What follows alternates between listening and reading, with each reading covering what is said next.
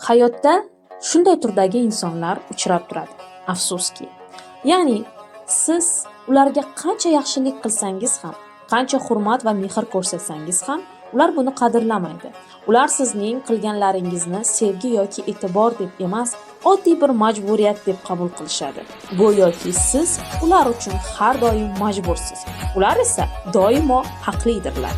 Psixologiyada bunday insonlarni abuser yoki narsist insonlar deb hisoblashadi. Bundan tashqari ularning empatiyasi juda ham past bo'ladi. Sizning joningiz og'risa ham ular buni sezmaydi. Sezishsa ham e'tibor berishmaydi.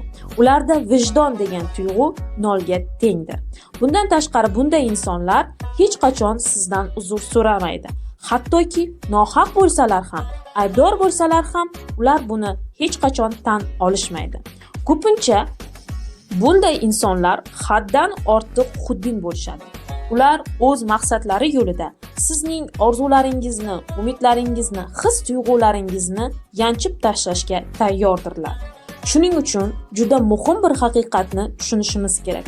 Agar siz kimgadir yaxshilik qilsangiz, sevgi va mehr ko'rsatayotgan bo'lsangiz va buning javobi yomonlik bo'layotgan bo'lsa, unda siz noto'g'ri joydasiz va noto'g'ri insonga mehr va e'tibor ko'rsatayotgan bo'lasiz.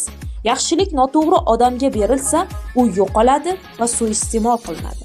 Ammo to'g'ri inson qo'lida u ko'payadi, qadrlanadi.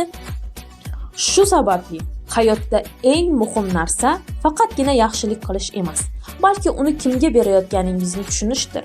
O'z qadringizni bilish, chegaralaringizni himoya qilish va sizni qadrlamaydigan insonlardan uzoqlashish bu o'zingizni himoya qilishning eng sog'lom yo'lidir.